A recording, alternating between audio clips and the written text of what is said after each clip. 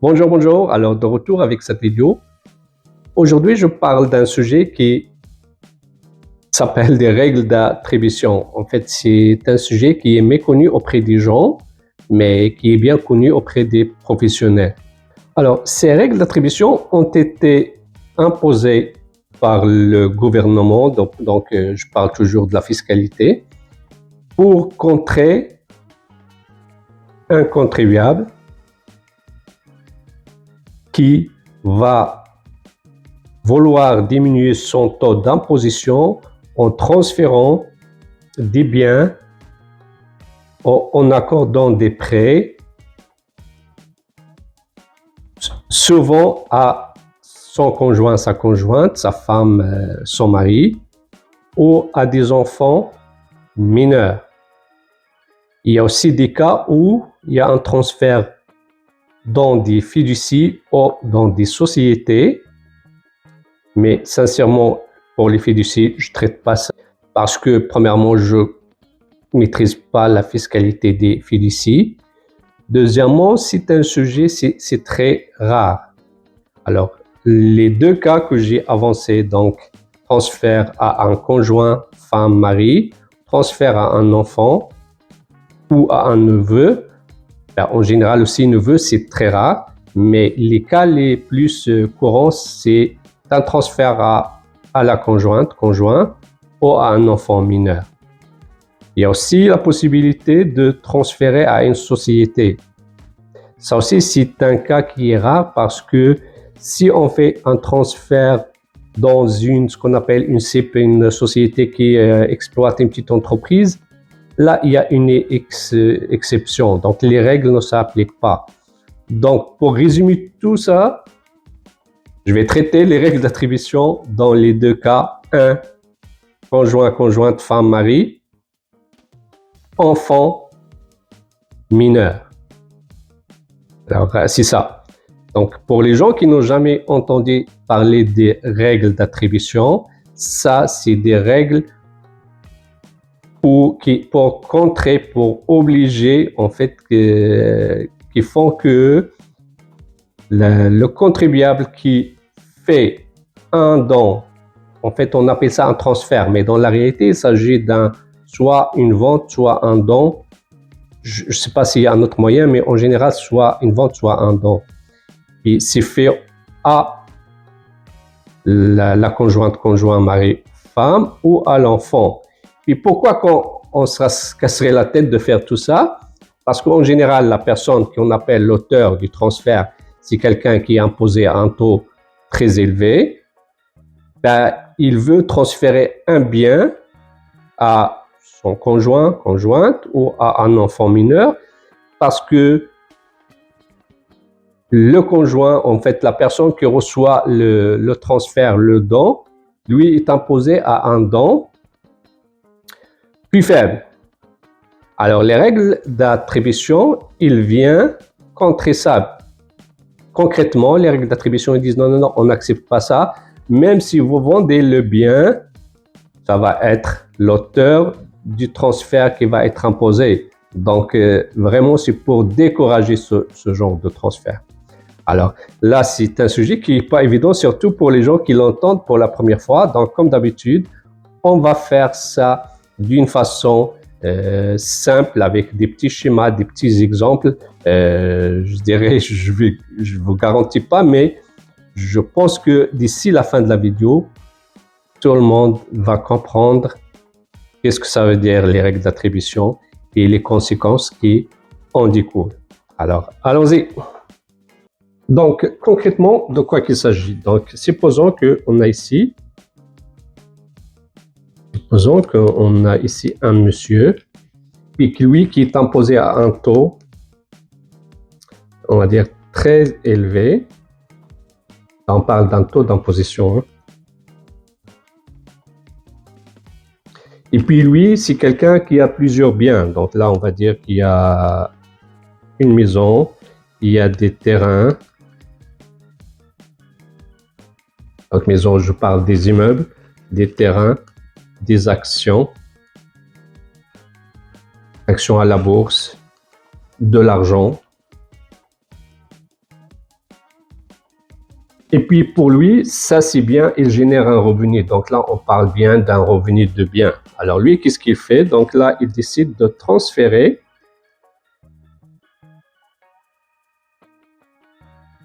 des biens à sa conjointe. Et je parle de bien toujours, donc là, on parle d'un revenu bien. Donc un revenu, donc là, il s'agit d'un revenu de bien. Qui est différent d'un revenu d'entreprise. Là, c'est un revenu passif. Ça, c'est un revenu actif. Je vous le dis tout de suite. Les règles d'attribution ne s'appliquent pas au revenu d'entreprise. Donc, si la femme là, génère un revenu d'entreprise, les règles ne s'appliquent pas. Donc, nous, on va voir les règles où les règles s'appliquent. Parce que s'ils s'appliquent, ça veut dire que le revenu généré par le bien entre les mains de la femme, ils vont être reportés entre les mains de monsieur. Ça va être monsieur. Alors, c'est ça. Pourquoi le monsieur ferait ça? C'est parce que on suppose que madame il a un taux d'imposition plus faible. Et le monsieur il va transférer des actions à madame. Donc là, quand on veut dire transférer, c'est carrément soit vendre, soit donner. Soit vendre, soit donner. Ça peut être un don. Okay. Donc là, comme j'ai dit, on va traiter les règles d'attribution dans deux cas. Pour le conjointe et pour les enfants mineurs. Et je vous dis tout de suite, parmi les caractéristiques du transfert au conjoint, c'est parce que, et là on va comparer avec le transfert à l'enfant. Donc là on va découvrir tout de suite la différence. Dans le deuxième cas, donc on a toujours notre monsieur, et lui il va transférer des biens à son enfant, on va dire un enfant mineur, là, on va dire 10 ans, 11 ans, moins de 18 ans. Donc, moins de 18 ans. Donc, ça, le transfert, ça peut être aussi, comme on a dit, une vente, ça peut être un don. OK. L'avantage pour le transfert entre conjoints, c'est que on n'est pas obligé de transiger à la JVM. Hein? Pas obligé. Pas obligé.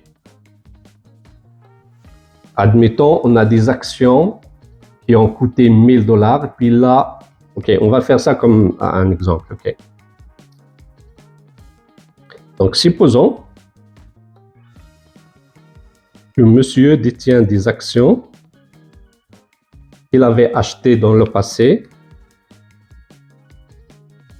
à 1000 $. Puis là, actuellement, donc là, ils ont une JVM de 50 000. Ben, le monsieur, il peut vendre, transférer ses actions au PBR à sa femme. C'est ce qu'on appelle ici un roulement. Et ça, c'est un avantage, mais aussi, on va dire, c'est une obligation parce que par défaut, c'est comme ça qu'il faut faire. Qu'est-ce qui se passe? C'est que ça arrive que monsieur, donc la conséquence, ben, sincèrement, il n'y a pas de conséquence, carrément. Il n'y a pas de conséquence.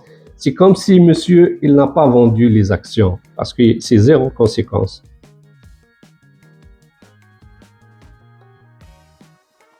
OK? Il n'y a pas de conséquence, c'est un roulement. C'est comme si le monsieur, il n'a pas vendu les actions. Mais sincèrement, mais à un certain moment, mais si on voit ici, là, on constate tout de suite qu'il y a un gain capital, hein, parce que le gain capital, c'est 50 000 moins 1000. Et donc là, le monsieur, il a fait un gain capital de 49 000. Mais là, il ne paie pas d'impôt ici. Il ne paie pas d'impôt parce qu'on a dit qu'il a fait un roulement. Donc un roulement, c'est comme il a passé au coûtant les actions à madame. Ça peut être un terrain, ça peut être une maison, ça peut être en fait tous les biens. Ok, donc là pour le monsieur, il n'y a pas de conséquences tout de suite.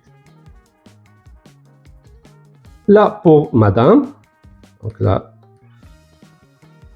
donc madame, il va se trouver avec des actions. Donc là, madame se trouve avec des actions qui génèrent un revenu de biens. Ok, alors les actions sont à la bourse ou peut-être privées, mais on va dire sont à la bourse. Ils vont générer des intérêts, ils vont générer peut-être des dividendes aussi, mais ça reste que il y a un revenu de biens. Alors, qu'est-ce que les règles d'attribution disent? Donc là, les règles d'attribution, qu'est-ce qu'ils vont faire? Ok, supposons que madame, il a généré un revenu à l'année, un revenu de $1 200, on va dire d'intérêt. Ben, les règles d'attribution, ils disent, ok, le $1 200, ça va être monsieur, il va être imposé. C'est monsieur qui va être imposé sur le 1200, même si le 1200 a été gagné par les actions que madame possède. Alors ça, c'est une règle d'attribution. Ça, c'est pour le revenu. Okay. Donc là, pour les revenus, revenus, ça c'est traité, c'est monsieur. Maintenant, pour le gain en capital. Okay. Le gain en capital. À la disposition, okay,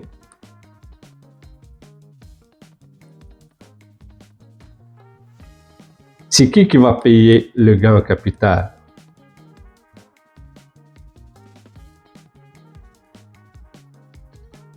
Ben, si monsieur, ça peut être deux possibilités, soit madame, soit monsieur, ok? Ça peut être monsieur, ça peut être madame. Ben, les règles d'attribution, qu'est-ce qu'ils disent? Ben, monsieur, il n'a jamais payé son gain en capital, alors c'est le moment qu'il va payer un gain en capital. Alors ça, c'est les règles d'attribution. Donc, même si c'est madame qui détient les actions, ou le bien, ou le terrain, ou les obligations, ça va être monsieur. La même chose pour le gain en capital. Le gain en capital, à la vente des actions, c'est monsieur qui va être imposé sur le gain en capital. Alors ça, c'est les règles d'attribution.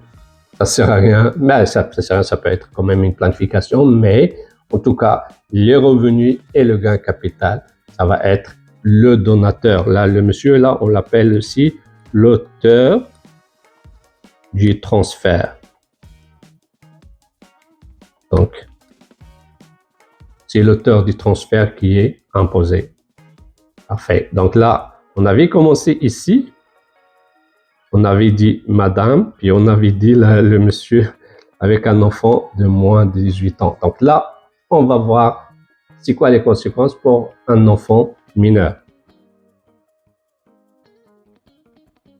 Okay. Deuxièmement, là, on dit qu'un enfant mineur. Ben, enfant, ça réfère pas à une descendance mineure, mais quand même, c'est un mineur qui est lié au plus avec lien de dépendance ou un neveu. Donc, je vous ai dit ajouter neveu, mais c'est rare qu'il y a quelqu'un qui va transférer des biens à un neveu. Okay. Donc, supposons ici que notre monsieur transfère des actions à son enfant 14 ans. Là, on va soulever un point qui est différent par rapport à la conjointe. Donc là, on avait dit que transfert est égal à vente ou peut-être un don. Mais ici, on ne peut pas rouler. La transaction doit être faite à la JVM. On ne peut pas rouler. Le roulement, c'est juste pour le conjoint ou l'époux. Donc là, il va vendre à la JVM. Donc, tu comprends très bien qu'il y a un gain en capital parce que la vente est à la JVM. Donc, tout de suite. Alors, pour tout de suite, là, on constate un gain en capital. C'est normal. C'est normal, c'est vendu à la JVM. Donc, on reprend l'exemple. Alors, le monsieur, il avait acheté les actions à 1000 $. La JVM, 50 000. Elle a vendu à 50 000. Donc, un gain capital de 49 000. Et ce qui s'impose, c'est le vendeur, c'est monsieur. Donc là, c'est réglé. C'est réglé. Donc là, le gain capital, c'est monsieur. Donc, il n'y a pas de règle d'attribution. Tout de suite, on a réglé ça. Par contre, là, l'enfant là qui a 14 ans, lui, il détient maintenant les actions. Mais les actions, elles génèrent un revenu de bien. Supposons, on revient ici à notre exemple, on avait dit que les actions, elles génèrent 1200. OK. Donc là, elles génèrent 1200 d'intérêt.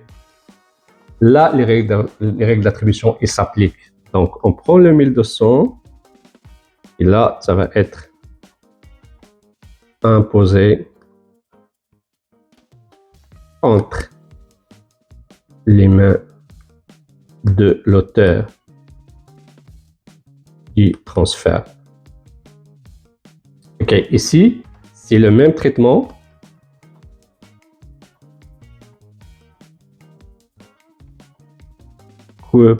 Pour la conjointe. Donc, vous voyez, c'est pas compliqué. C'est ça les règles d'attribution. C'est ça les règles d'attribution. Il y a aussi, donc là, je vous ai parlé tantôt pour la transfert à une société. OK, donc on peut dire ici peut-être troisième cas. Donc là, le transfert à une société. Là, il y a une exception lorsqu'il s'agit d'une CEP. CEP, ça veut dire si... Alors, sincèrement, là, les règles d'attribution, pour les gens qui ne veulent pas écouter la vidéo jusqu'à la fin, c'est ça le traitement. Mais pour les gens qui sont un peu plus curieux, donc on peut jaser un peu, puis vous pouvez continuer à regarder la vidéo. Une CEP, c'est une société qui exploite une petite entreprise. En fait, sincèrement, là, en général, c'est ça. En tout cas, dans ma pratique, les sociétés que j'ai traitées, c'était tous des sociétés CEP. Pourquoi? Parce que en général, on n'a pas des liquidités qui traînent quelque part. On n'a pas des biens. La majorité des biens, des actifs, ils sont utilisés dans l'entreprise. Donc, il y a une exception. Donc là, si on a monsieur, supposons que lui, si l'actionnaire va transférer des biens dans une société, ça peut être une société par action, là, les règles d'attribution ne s'appliquent pas.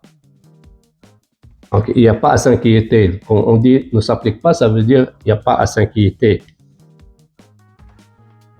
OK, alors, sincèrement, je peux ajouter aussi une autre remarque ici, là, donc NB. Là, c'était la première remarque. Je peux ajouter une deuxième remarque. On revient au cas de madame ici.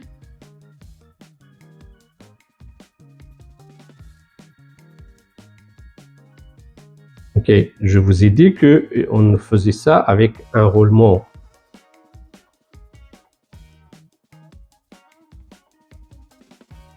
Je vous ai dit qu'avec le transfert, avec le conjoint, se fait avec un roulement.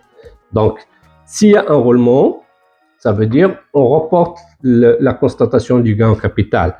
Mais on peut, donc là, le monsieur là qui fait le transfert, ben, il peut choisir de transférer, ça veut dire vendre, à la JVM. Comme je vous ai dit, par défaut, c'est le roulement, mais on peut faire le choix là, pour aviser le gouvernement et dire qu'on aimerait vendre à la JVM. Donc ici, la JVM, donc le gain en capital, ça va être constaté immédiatement. Et c'est monsieur qui s'impose, mais après, là, madame, le conjoint, ça va être le propriétaire du bien, et les règles ne s'appliquent pas. Donc, c'est ça, si on fait la vente à la JVM. Donc, grosso modo, c'est ça que j'ai voulu dire. J'ai pas voulu être long non plus, mais sincèrement, je peux vous amener ici. Je vous ai préparé un petit tableau. Donc là, je vais quand même joindre le petit tableau à la vidéo. Ça, c'est un tableau qui est extrait d'un ouvrage très bien fait. En fait, c'est un manuel que là, moi, j'utilise dans le cadre de mes cours à l'université de Sherbrooke. Ça s'appelle Impôt sur le revenu des particuliers et des sociétés. On est rendu là, on est en fin 2024, on est rendu à la 40e édition. Alors, c'est ça. Puis lui, ici, qu'est-ce qu'il fait? Il va étaler des cas par cas selon que est-ce que c'est l'auteur du transfert qui va s'imposer ou non. En tout cas, je vais vous laisser le tableau. Là, ça fait un petit récap de ce qu'on a dit. Donc, sinon, si vous avez suivi la vidéo jusqu'à la fin, ça veut dire que vous avez aimé. Donc là, vous êtes maintenant habitué avec ma façon de présenter l'information que moi j'apprends, puis je le partage avec vous. Alors, chaque fois que j'apprends quelque chose de nouveau, puis je vois que c'est très intéressant à faire partager. Et puis, vos remarques, vos suggestions, vos corrections sont les bienvenues. Donc, je vous encourage à soit émettre vos remarques ou des corrections ou des suggestions dans les commentaires pour la vidéo, ou me contacter aussi par téléphone ou sur le mail que vous voyez ici sur la vidéo. Donc, je vous remercie beaucoup d'avoir suivi la vidéo jusqu'à la fin, puis on se donne rendez-vous dans une vidéo prochaine. Donc là, ça va être un peu plus rapproché, parce que ça, c'est la fin de la session. Là, je viens de finir les examens, donc j'ai un peu plus de temps pour enregistrer d'autres vidéos. Alors, je vous remercie beaucoup et à une prochaine. Bye bye. Merci beaucoup.